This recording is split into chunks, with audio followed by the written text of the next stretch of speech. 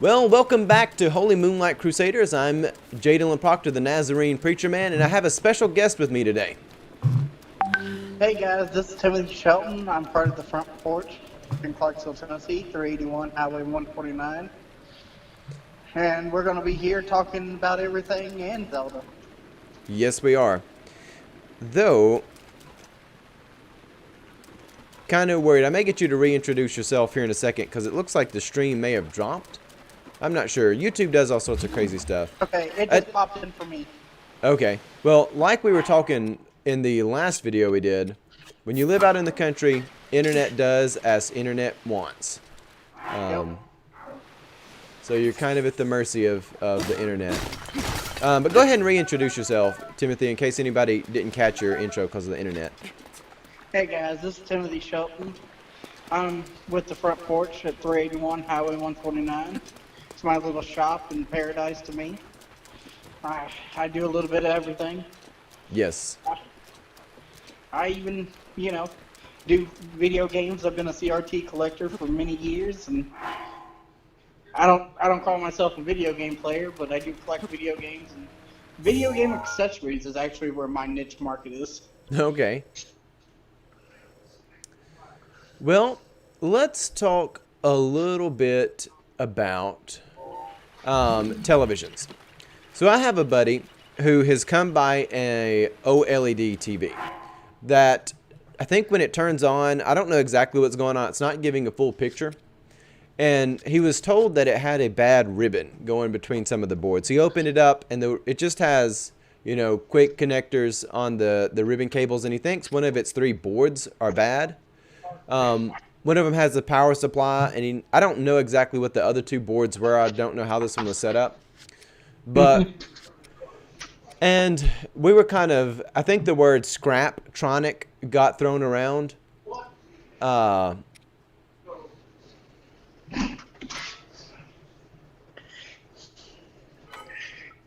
Just this whole notion that not everything is made to be repaired. That was a hard line for me within the TV shop, actually. And guys, this is coming from 11 years of a professional experience. I drove most of this country repairing TVs. Yeah. But my niche market was CRT televisions. That's what I repaired mostly. I Yeah. didn't know how to work on the modern stuff. I just didn't like to. What's happening is more than likely his ribbons from his sideboard is loose. Oh, really? You think it's something simple as a loose ribbon? Yeah. So if it's coming in where it's either spotty or like half the screen's not working, Yeah. it's more than likely just a loose ribbon. Really? Now, if it looks like it's cracked, that's something totally different. It's a broken screen and you're screwed. Now, if you're talking about if the screen itself is cracked.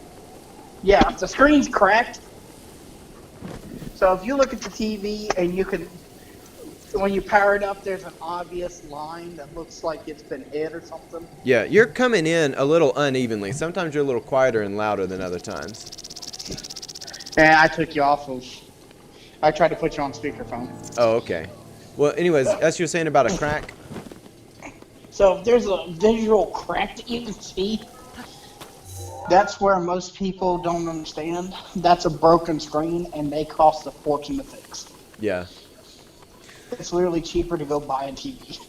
Yeah, I told him you need to decide how much you're really wanting to invest in this, because I think it may be, I don't know what brand TV it is or anything. Yeah.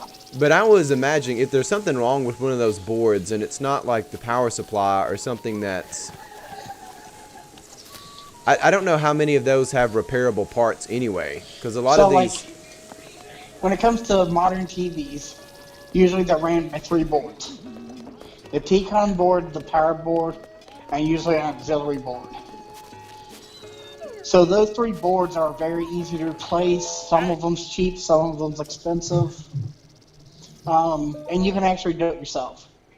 Yeah, I was imagining replacing the board would be easy. I thought the problem would be finding the board. I didn't know how Um, standardized they are.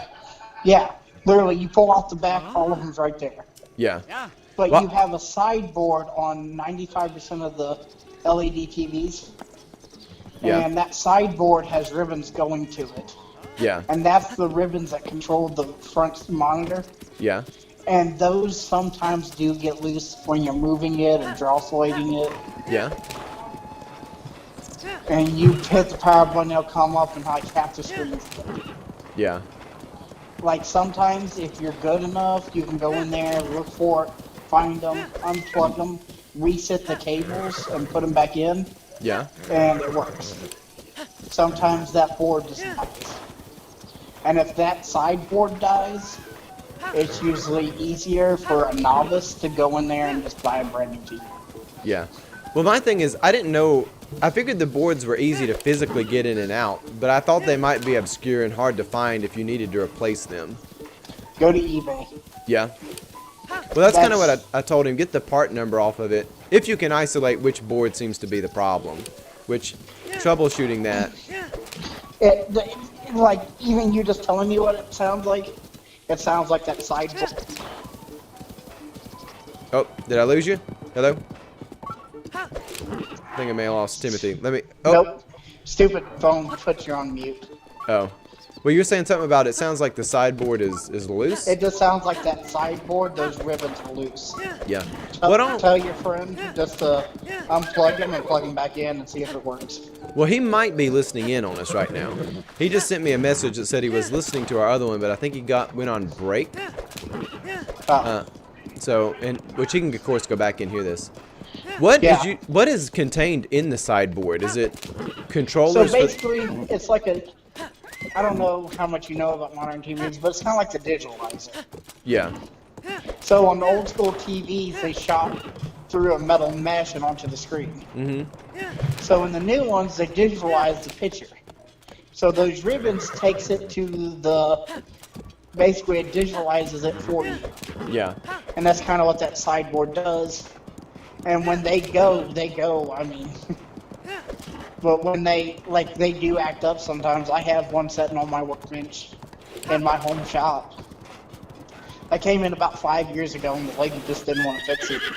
Yeah. But it has pink vertical lines running through it. Okay. And it's one of the ribbons are bad. She just didn't want to pay me to diagnose which ribbon. Well, it sounds to me like the sideboard. I've worked on Game Boy screens, particularly Game Boy Pocket screens, and you can see the way the ribbon connects to that, and of course it has a dot matrix screen, but you can physically see on it how it sends that signal. Yeah, kind of the same way. But it's just like the digital version of that? Yeah, basically. So usually on TVs bigger than 24 inches, they'll have 6 ribbons. Okay. Running to it. But sometimes to get to that sideboard, you have to take all the other boards and the metal casing off of it. Okay. It just depends. Like it all determines the brand. Yeah. Like LG and RCA are usually kind of easy ones to work on. Sony gets to where they like to hide a bunch of stuff. They even hide their power boards on some models. You take the back off, and it's under another metal chassis. Wow. Well, not to be hard on Sony, but have we seen how Sony treats other stuff? Lol. I mean, don't get me wrong. I love PlayStations. Oh, I mean, I do too. But we're back to it. Sony wasn't a PlayStation. I don't know how to put it without sounding corny, but Sony's been doing stuff since the '60s. You know. Yeah. They've made some of the best radios in the world, you know? But the Sony Walkman. Show me a more classic radio from the 80s. Yeah. Oh, no, you're not going to find one more. Yeah. But, we're back at it, though. On the flip side, they have so many, the Walkmans, especially now, their ribbon, everything's dying in them. If you could get back into working on them and actually open a small electronic shop, that repairs Walkmans and stuff, and you'd ship, like, you'd make a killer sale. Well, on the note of Sony stuff, Sony does a lot of stuff which I almost feel like is either on purpose or really foolish that really destroys a lot of their stuff. I don't know if you're familiar with the PS Vitas much. Yep. Which I have a PS Vita and the battery quit working on it. But the PS Vita had superb potential, especially with the PS4 share play. But it's like Sony forgot to care about it. And they want to do like an internet speed test every time before it connects. Which I can guarantee you that the speed necessary for it to work is much lower than the speed necessary for it to pass that test.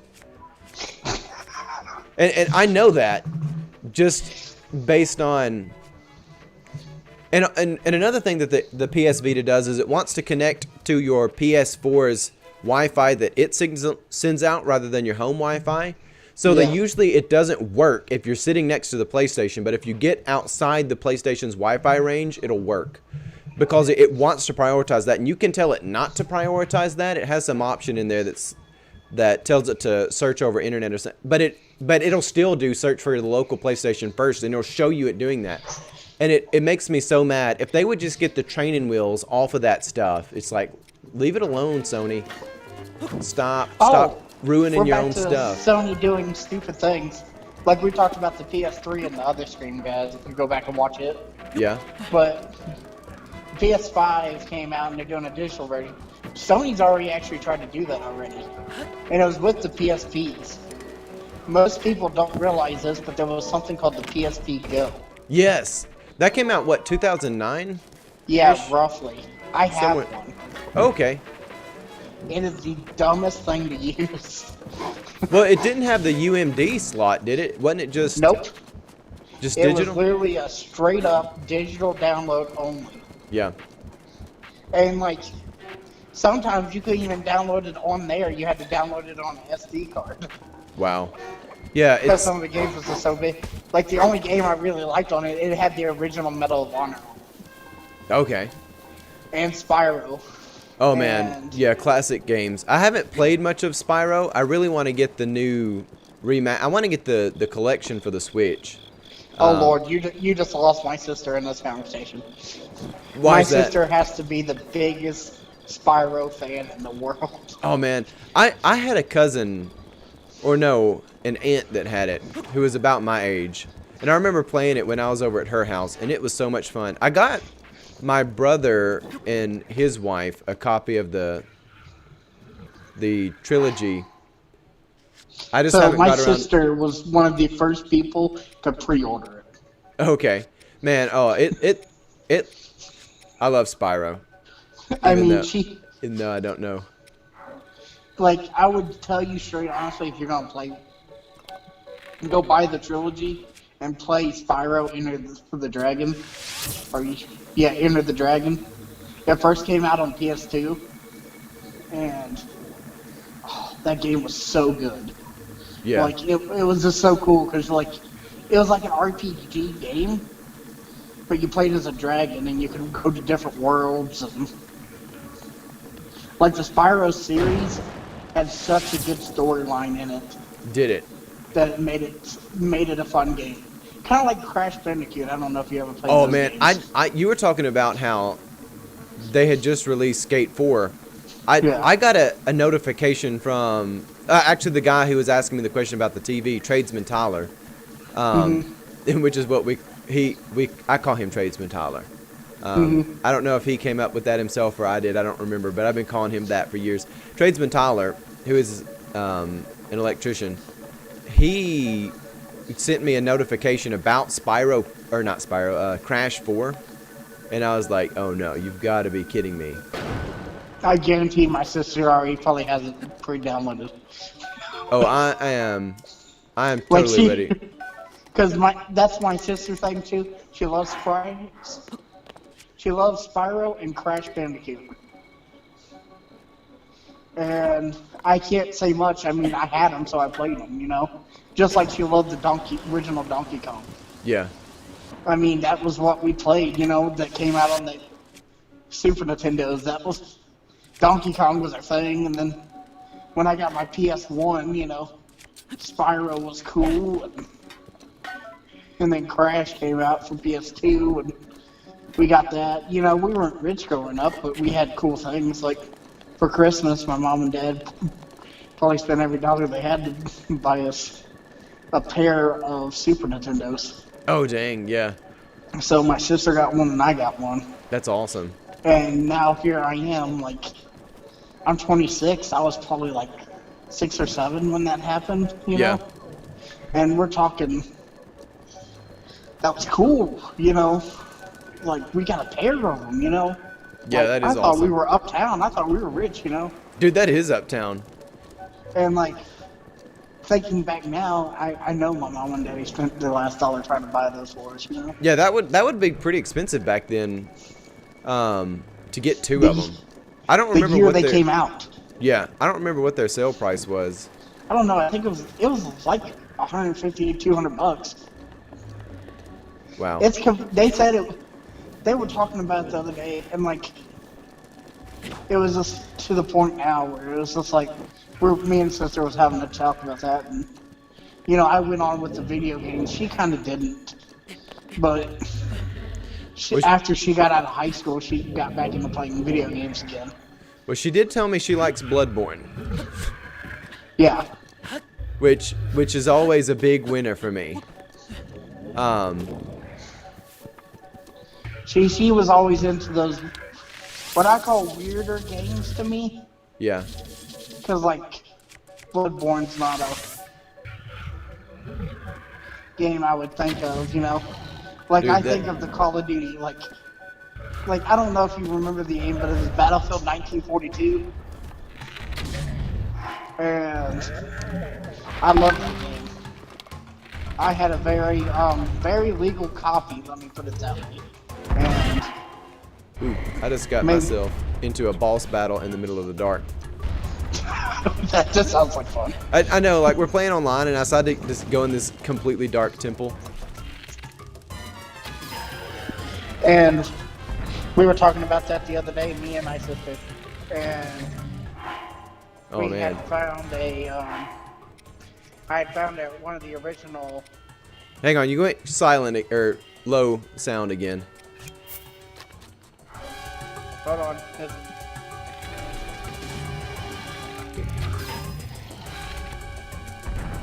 Okay, I should be back. There you go. Yeah, you're good now. Had to answer a text message. Oh, okay. Life of a business owner never sleeps even after the door closes. Yep. And we were talking the other day, it was like, there's stuff in my childhood that it's weird. Like, I mean, back in the 2010s, I mean, we downloaded everything we wanted. Like, and if any of your subscribers are old enough to remember, just like Pirate Bay and the other one, I know you don't cuss on your stream, so it's kickbutttorrents.com, and but it's like those were the websites we used all the time. We'd go on there, and I had dial-up. Oh, man. That tells you how long ago this was, okay? Yeah. We had dial-up, and I would dial in and literally let this run all night. Oh, I remember letting stuff run all night when you were trying to download like, something. And like the game was only like 450 megabytes. Oh, yes, I have been there. And like, it was this little RC game. This is the first game I downloaded on kickbutttorrents.com. Wow. And I was like, this little RC game, and it was like an indie game. It wasn't, but you could fly these little model airplanes. And I still, to this day, I can't remember the name of it. Yeah. But like, you could go into an airfield. Like, I would always go to New Zealand airfield and fly this little, like, there was like a little Cessna 210 model airplane you could take off in. And I would get my little joystick out and I would just fly around, on Windows XP. That just tells you how long ago this was. I don't know if I'm dating myself at this point. Dude, I have been there with the slow waiting. Which, I mean, now, if you're out in the country, I know people always make the argument, we'll just get a different internet company. If you live out in the country, you literally do not have that option.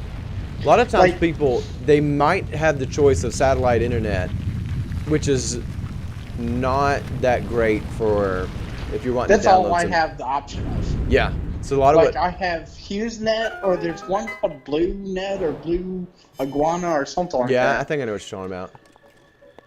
And neither one of them was that great. Yeah.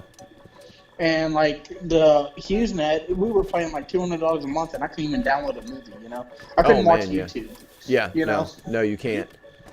And it's okay. But my aunt's got DirecTV here in town, and it works just fine for her, but it don't work in our house. Yeah. And I really did pick the worst place to be in Breath of the Wild.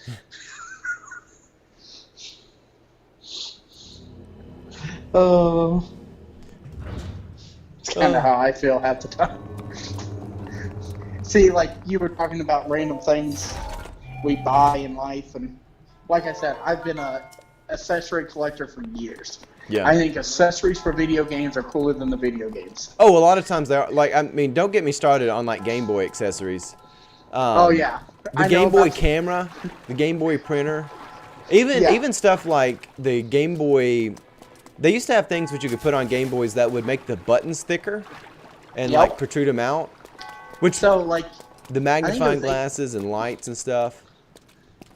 I don't know if you watch Lazy Game Reviews on YouTube.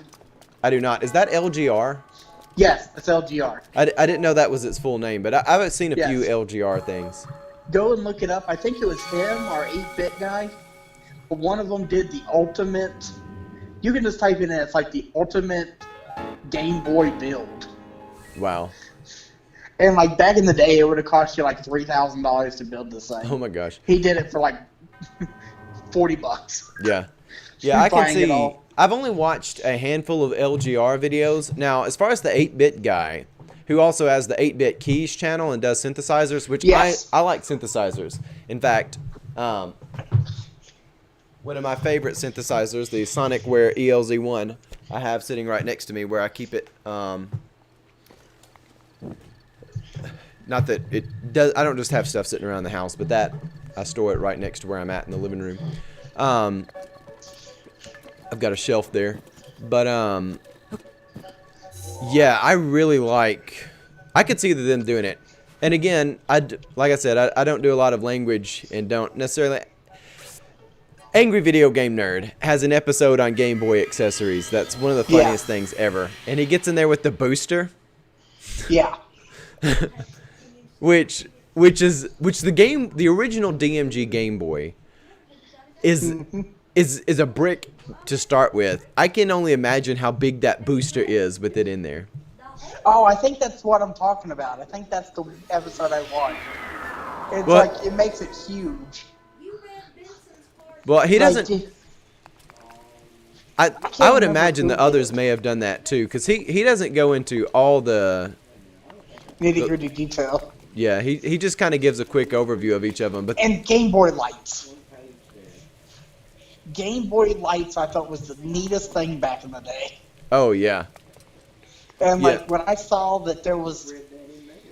I buy every single one of them I find. Of course, you can buy them at yard sales for 50 cents. No one knows what they are, Yeah. But, if you know, you know. And, the little radio things you can put on there. I don't know if you've ever seen those. That was a cool accessory for the Game Boy Advance. And you could plug in this little cartridge on top, and it would actually play the radio. You could turn your Game Boy into a portable radio. And that would still have the camera, the attachment for the light on top of it, so you could plug your light in and still see the screen at night. I don't know. We're back to random things that was Yeah, cool to us. yeah, the Game Boy Wormlight. I rebuilt one recently, and I mean, there's not a lot there to rebuild. It's pretty simple. Nope. It's just got that like single LED, but it had gotten all beat up, and I 3D printed some stuff just to keep where it connected solid, and then a little frame to go around where the actual light was. Man, I remember playing Harry Potter. They had like an RPG version of Harry Potter for the Game Boy Color. Oh yeah. And I played that a lot as a kid. And I remember I got that when I was in 5th grade, and Harry Potter was a really big deal. And I remember we would like share the Harry Potter games for the Game Boy, Oh. and that was a high commodity. I felt like I was the like cool kid of the Game Boy nerds for having that. But I could tell on myself here, because like I've already, me and the Lord's good with it, and me and the guy I stole it from is good with it. So I was about 10 years old, roughly, and I went to church one Sunday. oh no. Yeah. Is This this a story's confession? Oh yeah, I'll tell you this. This is like me and him's made up with it. We're cool. So like, me and this guy traded game church, Yeah. and he gave me mine back, and I was still sitting there playing him. His mom called him, and he left, Yeah.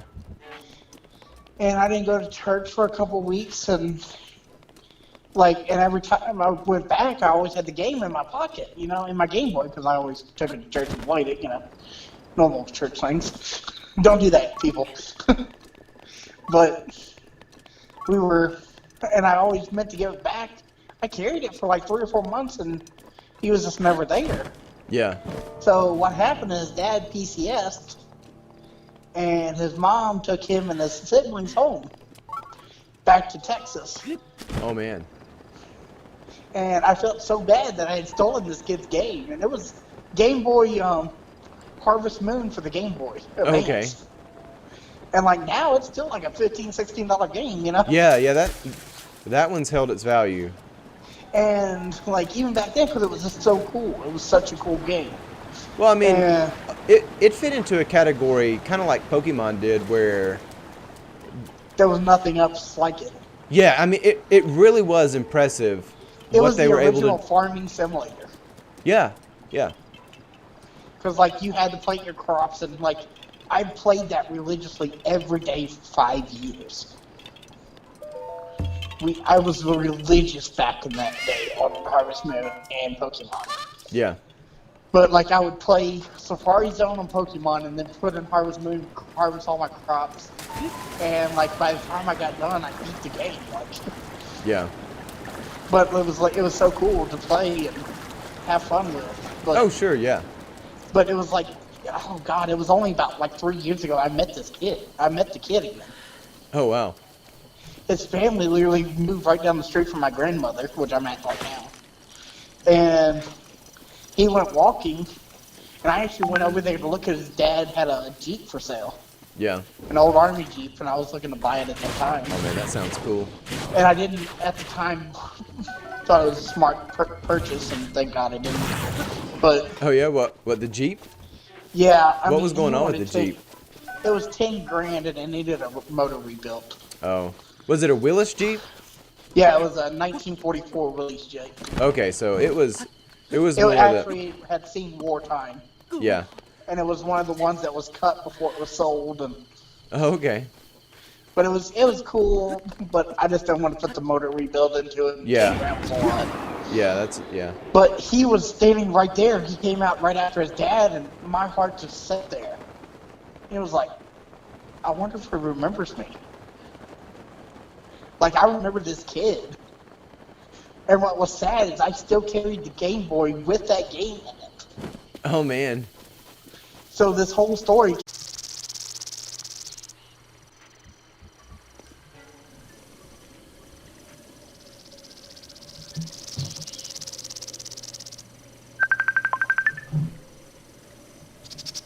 Hello. All right, I think I got you back. I don't know. I don't know what happened. The internet blipped out there for a second, but we're back together. Had to do a little bit of configuration. So, But yeah. It was just funny that me and the kid had joined up, and I offered to give it back to him Yeah. that day. And he's like, dude, you've had it for so long, just keep it, man. Wow. You have a history. And what was sad is he knew it was his copy because it had his name wrote on the back in Sharpie. Oh, dang. Yeah, and you find that that was a really popular thing to do back then. I don't know if I would do that now. Yeah, there ain't no way I would give out, like, Pokemon XY or Sun or something. But, like, back then with Game Boys, I mean, you shared games with your friends and... Yeah, and everybody wrote their names on there with Sharpie. That was a really... Yeah. Oh, yeah, that was a popular thing. Now collectors hate it. Yeah, well, I mean, even myself, when, like, because I buy lots of stuff, and I might get a lot of Game Boy games that has, like, 4 games in there, and, like, 3 of them are going to have somebody's name written on it. Yeah, I got one the other day, and see, this goes back to even books, okay? Back in the 80s, 90s, and even 2000s, book sharing was still a popular thing, you know? Yeah. So, I opened the shop in November. I bought it out, as you know. So around January, I'd gotten like 10 or 15 books I'd bought from a lot in auction. And I opened it to find one of our family friends that was Amish, that lived right up the road in Guthrie, right outside of Guthrie. Yeah. And now has moved to Ohio. It had her sticker on the inside of the book. Wow. Her Ohio sticker. Oh, wow. So this had been after she had moved to Ohio. And I was like, what's the chances here? You know? Yeah. What's the chances? I would buy this lot, open this, and see her sticker. So it was funny because I packaged it all up and shipped it to her. Yeah. And kind of told her the backstory, how I bought it at the auction. And That's I was awesome. like, it was just awkward that I bought it. But I get a phone call from her because I put my phone call on. And she is Amish. So that's just funny to some people that she actually uses the phone. Yeah. But she called me. And me and her talked about it. And I was like, yeah, I bought it at auction. And it just came in. And I was like, oh, this is kind of cool. Let me go check the date on it. And then turned open to the first page, and your sticker was sitting right there. She's like, I wouldn't have believed in 100 years that would have happened. I was like, I don't know, it was a once-in-a-million lifetime thing right there. Yeah, that is a crazy. But... And she kind of told me the story that she had let an Amish lady borrow a key when they had come down to visit. So it kind of was funny. I don't know if she had died and they had got her estate or what, but it was just funny. Looks like this person here has been beat up on there.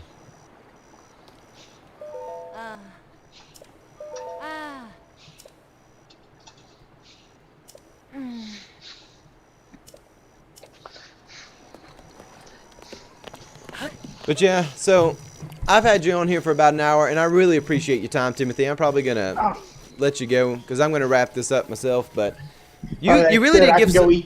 Yeah, well, you gave some really good pointers on TV repair earlier.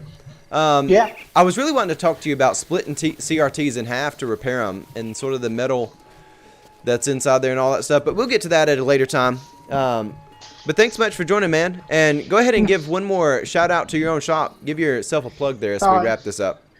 Well, I'm Timothy Shelton. I'm the owner. I own the Front Porch at 381 Highway 149, Clarksville, Tennessee. We are a 6,000 square foot shop. I'm a vendor's mall. I'm a coin dealer. I'm a Hot Wheels, fully licensed Hot Wheels dealer. And I'm a vendor mall with over 30 vendors. In the back, we have a full card shop, Pokemon, Yu-Gi-Oh!, Magic, D&D, 40K, arcades, a little bit of everything. A little bit of everything. A good place to be. Yeah. Just come on down and see me if you're in town. I'd love to chat with you about TVs. And as Dylan found out, I love to talk about myself and my shop. Well, you know what we need to do for you? We need to get you set up where you're like Captain Kirk with a bridge, or Picard, or where you have a bridge that you sit in and you command from there. But maybe that's a project for the future. But thanks for joining me, Timothy, and I'll talk to you soon, all right? All right, thank you, and you have a good day. All right, you too. And for those out Bye. there, God love y'all and have a blessed day.